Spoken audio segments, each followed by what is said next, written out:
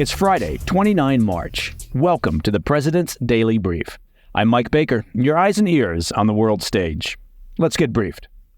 Israel continues to criticize the U.S. for its decision not to block a UN resolution calling for an immediate ceasefire in Gaza. But you know who is happy about the situation? Well, that would be Iran. We'll look at recent comments from the Islamic Republic's leadership. Later in the program, we'll have the latest from the ongoing crisis in the Red Sea as Houthi rebels fire on a Chinese ship despite promises to spare both Russian and Chinese vessels. And honestly, if you can't trust promises from the Houthis, what is the world coming to? Plus, more on the deepening relationship between Russia and North Korea, with Vladimir Putin sending his top spy to Pyongyang to promote further cooperation in intelligence gathering. Seriously, at some point, these guys should get a room. The bromance is getting out of hand. And in today's Back of the Brief, Judgment Day for crypto grifter/fraudster Sam Bankman-Fried, who's been sentenced to 25 years behind bars for fraud, conspiracy, and money laundering. We'll have the details on his sentencing. But first, today's spotlight. As the diplomatic row continues between the U.S. and Israel over this week's UN Security Council resolution, other nations are celebrating the call for a ceasefire in Gaza, especially Iran. Of course, Iran would be Hamas's biggest sponsor. The Iranian publication Noor News, linked to Iran's Supreme National Security Council, praised the UN resolution as a, quote, diplomatic triumph for Hamas. Yes, Hamas is all about the diplomacy. The Iranian Foreign Ministry also stated that Israel's strong reaction to the resolution's adoption reflects a significant defeat for it, both militarily and in terms of international and political reputation. Hamas leaders visited Iran this week, demonstrating unity. During the visit, Hamas chief Ismail Haniyeh held a press conference with Iran's foreign minister, where they actually lauded the UN resolution for dealing a severe blow to Israel's political and military objectives.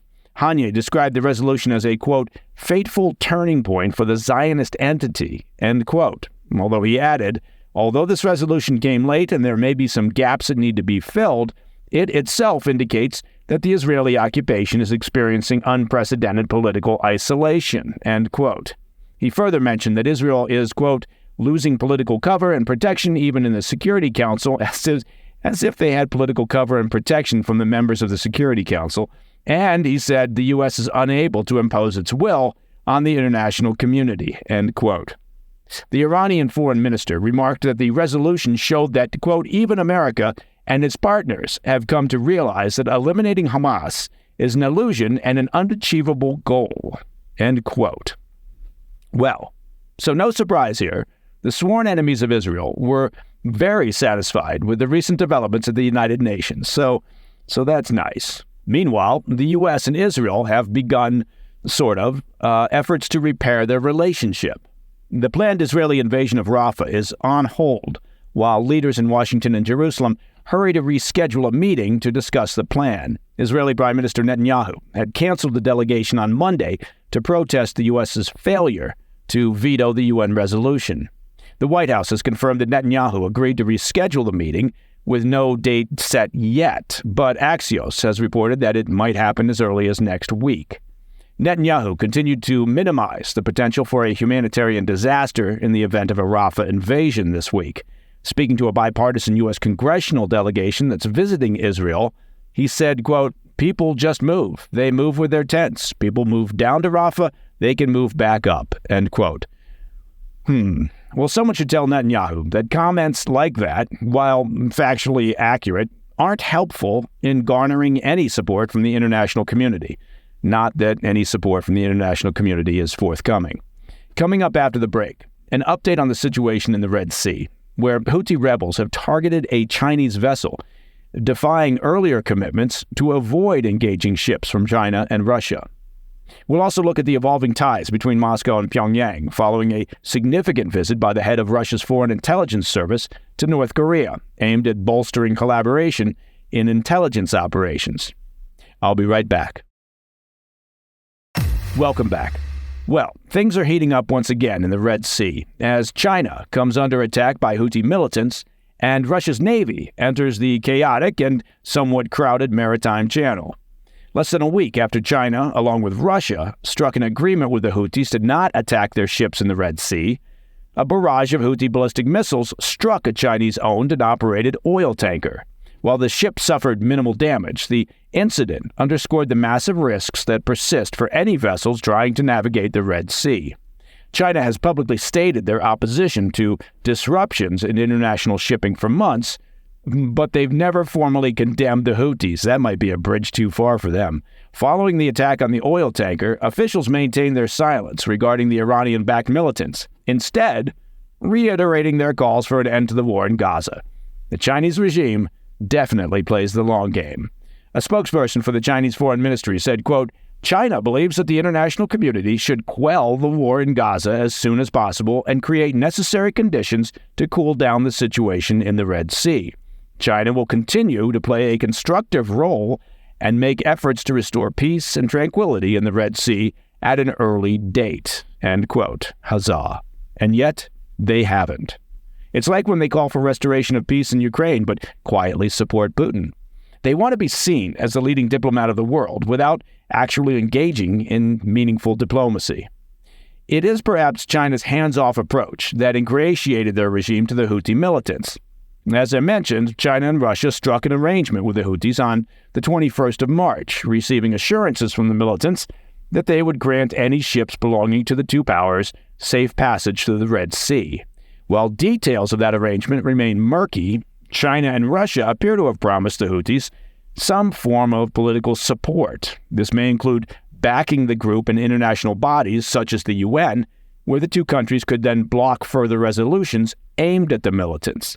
In January, the UN Security Council adopted a resolution condemning Houthi attacks on cargo ships in the Red Sea, but China and Russia abstained from voting. Both countries have also been vocal in their opposition to Israel's ongoing military campaign in Gaza, with Russian officials hosting Houthi leaders in Moscow in January to discuss ways of pressuring Israel to end the war. Because, as you know, Putin is totally against war, totally hates it. As for the Russian presence in the Red Sea, their Pacific Fleet Navy crossed the Bab el-Mandeb Strait and entered the waters on Thursday. Kremlin leaders have not clarified the reason the fleet is joining the already overcrowded commercial shipping lane, but the move promises to raise tensions even higher, as Russia obviously continues their war against Ukraine. Despite ongoing strikes by U.S. forces and coalition allies on Houthi facilities and weapons stores in Yemen, the Iranian-backed militants have continued their relentless attacks on international shipping vessels in the Red Sea. The Houthis have conducted more than 105 attacks on merchant vessels in the Red Sea since the Israel-Hamas conflict broke out in October, and there's frankly little reason to believe that they'll stop anytime soon. As we've mentioned before on the PDB, the only way they'll stop is if Iran instructs them to stop. And as long as Iran isn't paying any price for the instability that they've created, well, they have no motivation to rein in their Yemen-based proxy. Shifting gears, I want to return to our coverage of the unsavory bond, and how's that for a way to describe a relationship, between the repressive regimes of Russia and North Korea. How are those two getting along? Well, it's a bit of an unsavory bond. As we've been discussing regularly on the PDB, the ever-blossoming relationship between the two powers has been causing international alarm and threatening regional stability in the Pacific. Now, we're learning that the Kremlin dispatched their top spy to Pyongyang for a round of talks with his counterpart in North Korea. That's according to a Newsweek report.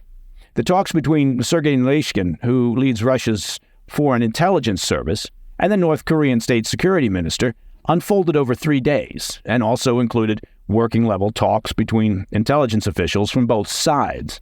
North Korean state media said the spies briefed one another, quote, on the present international and regional situation and further boosting cooperation to cope with the ever-growing spying and plotting moves by the hostile forces, end quote. Read another way, Russia and North Korea are buttoning up their stories, making sure they're telling the same lies to the international community. I'm sorry, did that sound overly cynical? As PDB listeners will know, North Korea has been resupplying Russia with munitions as their supplies dwindle on the front lines in Ukraine, while Russia has been providing the North with technical support for their weapons programs. The news of a meeting came as Russia vetoed on Thursday the renewal of UN sanctions monitors for North Korea. North Korea has been under UN sanctions for its ballistic missile and nuclear programs since 2006, and a team of independent UN experts have monitored those sanctions for the past 15 years or so, reporting back to the body twice a year. Now, the mandate for the current panel of monitors will expire on April 30th, and it's not yet clear how the UN will choose to proceed. Following the vote, Deputy U.S. Ambassador to the UN, Robert Wood, slammed Russia, saying, quote, "Moscow has undermined the prospect of the peaceful diplomatic resolution of one of the world's most dangerous nuclear proliferation issues," end quote. And in diplomatic terms, I guess that qualifies as slamming someone. The vote came on the heels of a report on Monday that revealed that Russia has begun shipping oil directly to North Korea in violation of UN sanctions. The shipments reportedly began on March 7th and marked the first documented direct seaborne deliveries from Russia to North Korea since 2017. In 2017, the UN Security Council, with Russia's approval, significantly capped oil transfers to North Korea over their ongoing weapons tests. Observers called it a full frontal assault against the Western sanctions regime, dealing a major blow to the West's ability to squeeze Russian and North Korean interests with further sanctions. The shipments are expected to help stabilize the North's troubled economy and will, of course, free up resources that could be, read that to be, will be redirected toward the regime's weapons programs. As expected, Russia continues to feign ignorance. What? Us? What are we doing? Denying allegations that they're receiving weapons shipments from the Kim regime or otherwise violating international sanctions. And if you sit very quietly, off in the distance, you can hear the sounds of another harshly worded memo being drafted by the Department of State. All right, coming up in the back of the brief, a deep dive into the sentencing of former cryptocurrency mogul Sam Bankman-Fried, who's now headed to prison for fraud, conspiracy, and money laundering. Now, I'll be right back. In today's back of the brief, Sam Bankman-Fried, the 32-year-old cryptocurrency fraudster, better known as SBF, was sentenced to 25 years in prison yesterday for massive fraud against hundreds of thousands of customers of his now defunct digital currency exchange, FTX. In addition, the judge in the case also ordered a forfeiture of over $11 billion. That's $11 billion to help fund the repayment of victims. If you'll remember, SBF was convicted of fraud and conspiracy back in November after it was learned that billions of dollars of clients' funds had been moved and spent without their consent. Where did it go? In addition to misappropriating depositor funds, SBF defrauded investors in FTX of more than $1.7 billion and defrauded lenders to his crypto trading firm, Alameda, of more than $1.3 billion. SBF was once a media darling, serving as an ambassador for the burgeoning crypto market. He contributed billions to charity and more than $70 million to election campaigns. It sounds wonderful until you realize it wasn't his money. And the $70 million to election campaigns was mostly to Democrats and liberal-leaning groups, making him the second overall top donor to Democrats, only behind, can you guess, George Soros. Those donations included a hefty $5.2 million to President Biden's 2020 presidential campaign. Nothing to see here.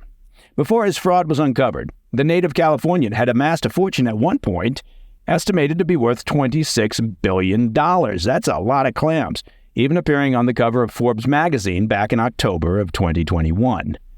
It's almost like nobody, not investors, not the media, nobody, does actual due diligence anymore. In a statement posted shortly after the sentence was announced, U.S. Attorney Damian Williams said SBF's sentence is a warning to others.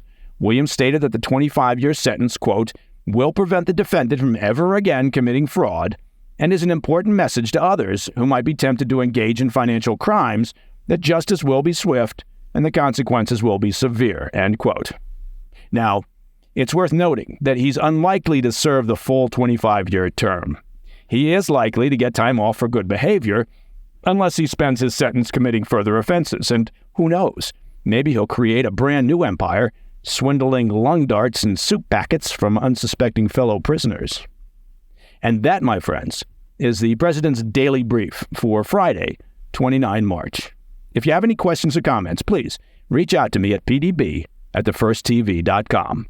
I'm Mike Baker, and I'll be back later today with the PDB Afternoon Bulletin. Until then, stay informed, stay safe, stay cool.